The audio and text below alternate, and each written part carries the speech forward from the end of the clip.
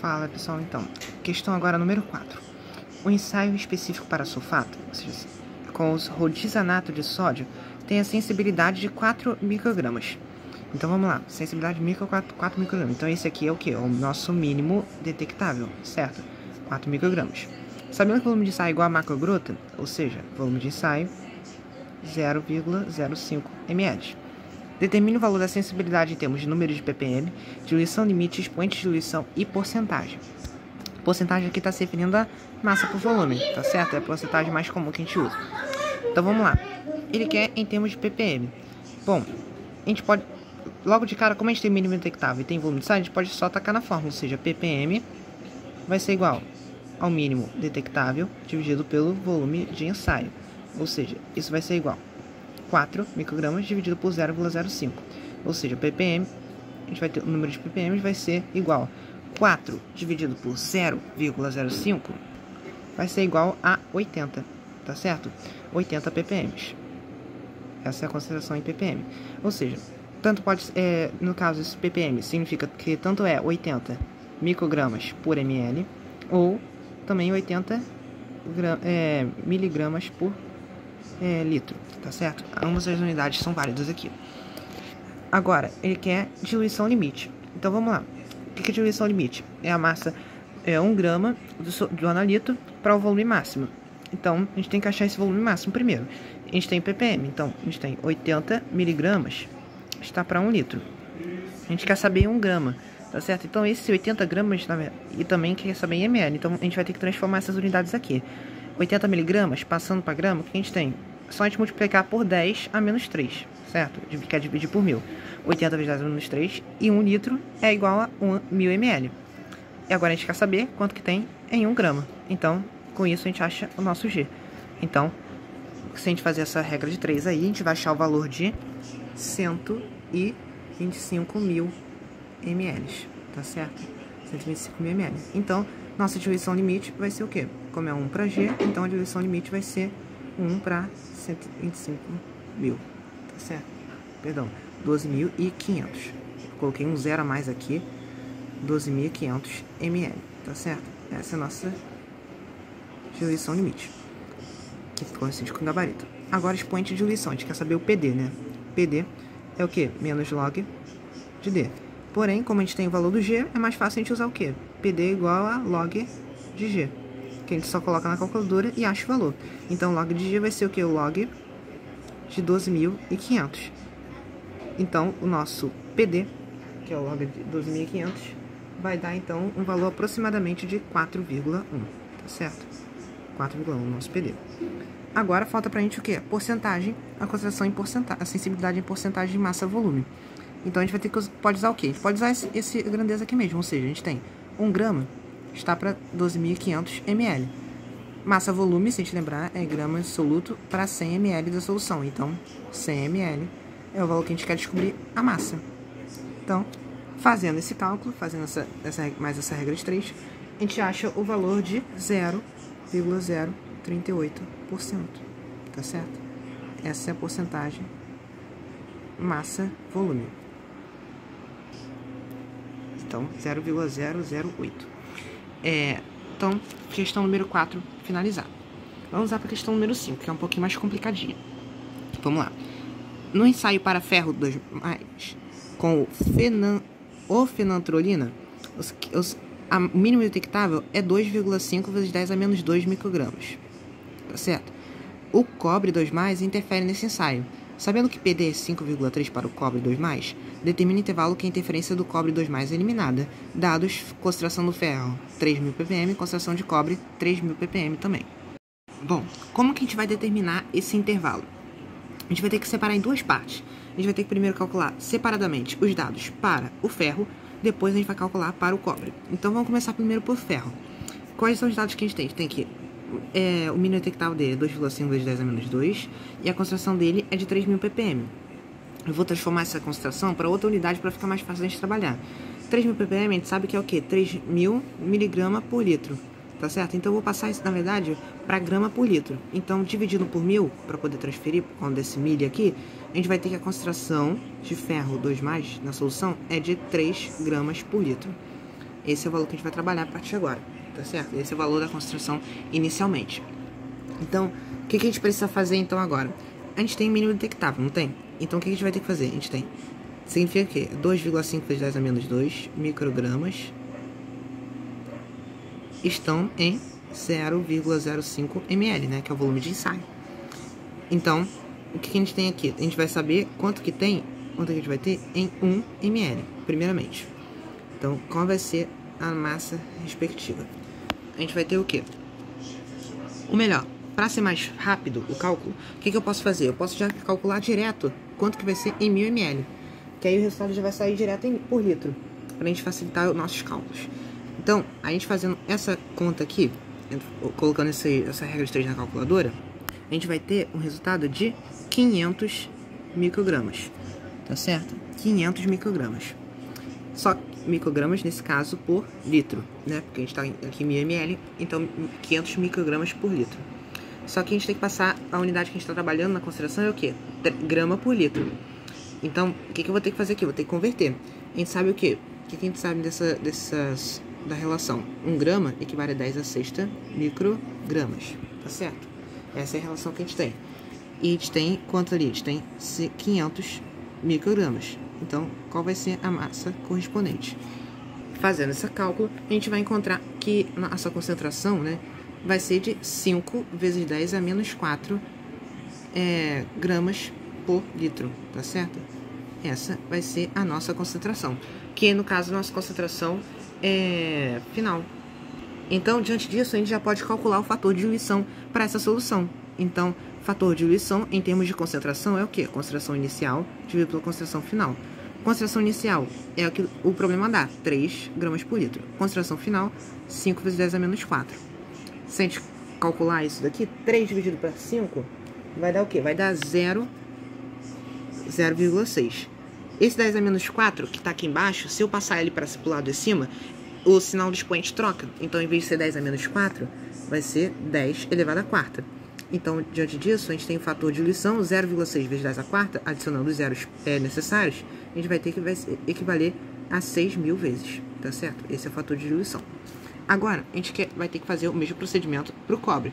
Só que vamos anotar agora, então, os dados do cobre. Para o cobre, a gente tem o quê? O dado deu PD, que é 5,3, e também deu a concentração de cobre 2+, que é igual à concentração de ferro. Então, vamos colocar aqui direto 3 gramas por litro, que equivale a 3.000 ppm, já que é a mesma concentração. Só que aqui a gente não tem mínimo detectável, a gente tem o PD. Mas com o PD, a gente tem como achar o mínimo detectável. A gente tem fórmula para poder realizar esses mecanismos. Então, o que a gente tem? A gente tem que PD é o quê? Menos log de D. Ou seja, a gente tem o quê? 5,3 igual a menos log de D. Só que aqui a letra fica negativa, então a gente vai ter que multiplicar por menos 1. Então, a gente tem log de D igual a menos 5,3. Então, aplicando a definição de logaritmo, ou seja, a base elevada aqui é igual ao logaritmando. Então, a gente vai ter que o D vai ser igual a 10 elevado a menos 5,3. Esse é o nosso D. Então, agora, o que a gente vai fazer? A gente vai tacar na fórmula. O mínimo detectável, volume de ensaio, vezes o D, vezes 10 a sexta. Então, isso vai ser igual. Volume de ensaio, 0,05. O D, 10 elevado a 5,3, vezes 10 elevado a 6. Diante disso, mínimo detectável vai ser 0,05 vezes 10 elevado a 6. Aqui na casa tem menos, né? 6 menos 5,3 vai ter 10 elevado a 0,7. Tá certo?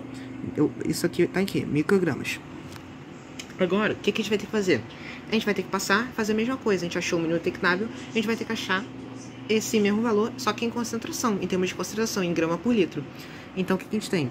A gente tem aqui 0,05 vezes 10 elevado a 0,7 microgramas está para 0,05 ml. E primeiramente, para ficar mais fácil, eu vou calcular em 1 ml, para a gente poder cancelar alguns dados aqui. O que a gente vai ter? Qual vai ser a massa correspondente? A massa, se a gente for preparar, esse 0,5 vai cortar com 0,5, consequentemente vai só sobrar 10 elevado a 0,7 microgramas. Tá certo? 10 elevado a 0,7 microgramas, nesse caso, por ml. Se eu tacar esse valor na calculadora, esse valor equivale aproximadamente, ou seja, esse valor equivale a aproximadamente 5, tá certo? 5 microgramas por ml. Então, se a gente aproximar esse valor, a gente consegue, é capaz de prosseguir com o cálculo, porque a gente vai poder trabalhar agora com o número inteiro, tá certo? Então a gente tem o quê? A gente tem 5 microgramas em 1 ml.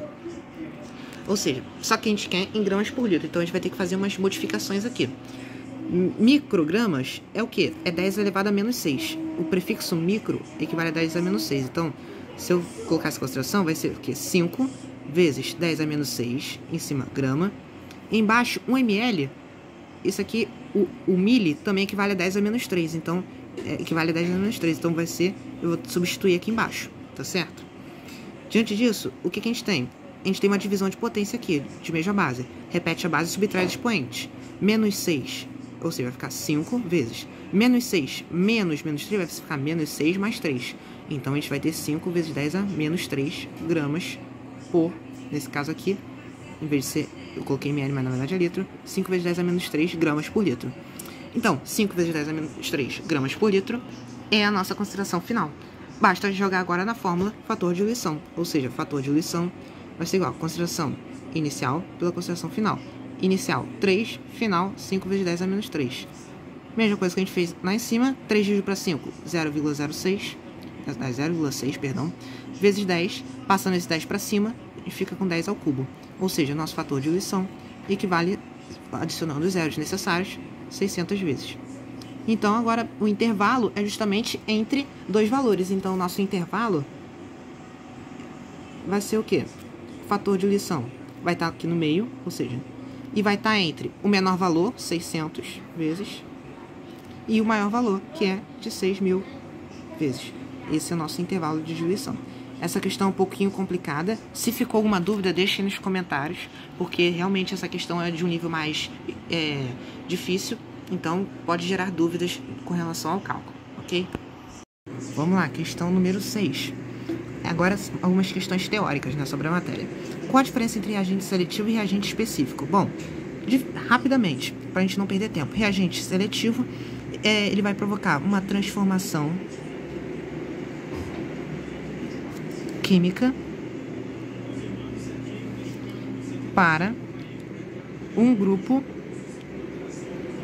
de íons, ou seja, um grupo de íons vai sofrer tal processo daquele reagente, ou seja, se a gente usa, por exemplo, nitrato, o nitrato ele vai reagir e vai precipitar um grupo um grupo de íons, tá certo?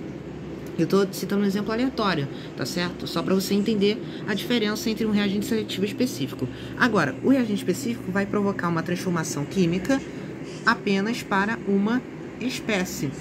Ou seja, para uma espécie específica, ou seja, o próprio nome específico para apenas uma substância, apenas um íon, ok?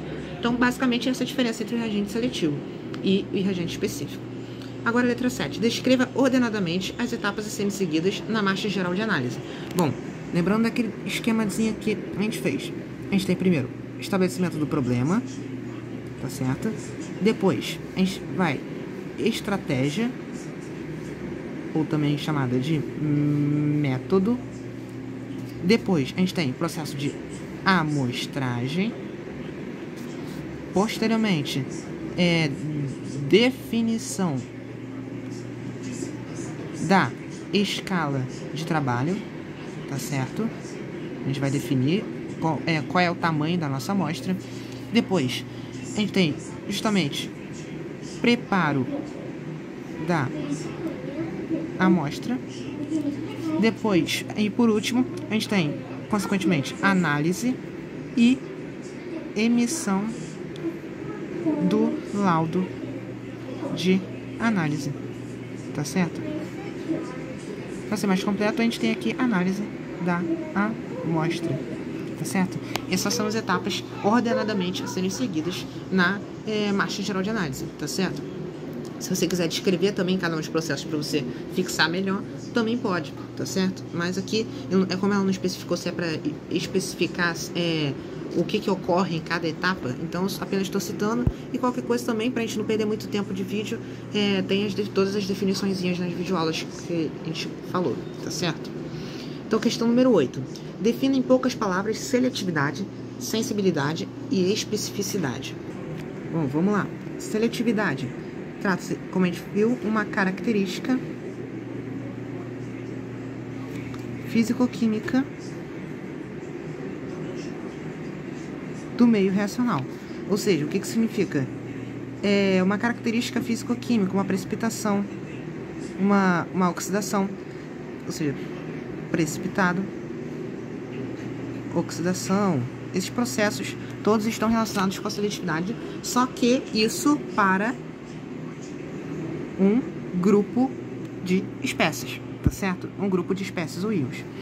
Agora, especificidade é uma condição restrita, ou seja, trata-se também de características físico-químicas do meio reacional, só que a gente pode dizer, uma seletividade restrita a uma única espécie ou íon, tá certo? Ou seja, como a gente falou, reagente específico e reagente seletivo. Reagente seletivo serve para transformação química de um grupo de elementos. Agora, reagente específico, apenas uma única espécie vai possuir esse reagente, como essa característica. Agora, a sensibilidade trata-se do quê? Trata-se do limite, ou seja, a forma como eu percebo, ou seja, a perceptibilidade de uma reação. Ou seja, até quando eu consigo ver. Até quando os limites, ou seja, os limites que tanto inferior quanto superior que eu posso ver uma determinada amostra em termos de massa, em termos de volume, concentração e assim por diante. Agora, se qualquer dúvida, só reassistir as videoaulas que a gente falou sobre todos esses detalhes com mais calma, tá certo? Então vamos lá, questão número 9. Um determinado reativo detecta íons ferrosos numa solução que contém... Aí eu gostaria de falar aqui. No enunciado aparece um valor de 0,003 gramas por litro. Tá certo? Aparece esse valor na equação. Porém, eu estava refazendo os cálculos e também com a ajuda de outras pessoas também, a gente conseguiu identificar que, na verdade, para dar o valor do gabarito, o correto não era para ter sido esse valor de 0,003. O mais correto seria 0,0013 gramas por litro, tá certo? Então a gente vai usar esse 0,0013 para mostrar o resultado do gabarito que está apresentado na lista, tá certo? Então, ele diz que essa concentração de cloreto ferroso, com a sensibilidade desse reativo para o íon ferroso e a diluição limite. Vamos lá. A gente tem o que? Então, a gente tem que 0,0013 gramas está para 1 litro. Só que a gente quer saber esse valor em sensibilidade. A sensibilidade ou seja, o mínimo e a diluição limite. Então, é o mínimo e o máximo. O mínimo, a gente sabe que é o mínimo detectável. Então, em vez de trabalhar com 1 litro, a gente trabalha sempre com 1000 ml. Por quê? O mínimo detectável é o valor de 0,5 ml, que é o volume de ensaio. Então, a gente vai achar aqui qual é a massa correspondente. A gente fazendo esse cálculo, a gente vai achar uma massa de 6,5 vezes 10 a menos 8 gramas. Agora, a gente vai ter que converter para microgramas, né? Que é a unidade do mínimo detectável. Então, a gente tem que 1 grama equivale a 10 a 6 microgramas, tá certo? Então, 6,5 vezes 10 a menos 8 gramas vai estar para o mínimo detectável. Então, o mínimo detectável vai ser, nesse caso, 6,5 vezes 10 a menos 2 microgramas, ou, melhorando esse valor, que é igual ao do gabarito, 0,065 microgramas. Esse é o valor. Agora, para isso, agora a gente vai ter que calcular, então, a diluição limite. Vamos utilizar a mesma concepção. A gente tem o quê? A gente tem que 0,0013 gramas está para 1 litro, ou 1000 ml. A gente quer saber a quantidade de 1 grama e qual é o nosso volume máximo, nosso G. Fazendo os cálculos e a regra de 3, a gente encontra o valor aproximadamente de 769,23 litros na calculadora, tá certo? ml nesse caso. 769.230,7692, colocando todas as escalas decimais para você depois conferir, ml, tá certo? 769.230,7692, que dá aproximando lá, dá o gabarito lá da questão, como tá lá especificado na lista, tá certo?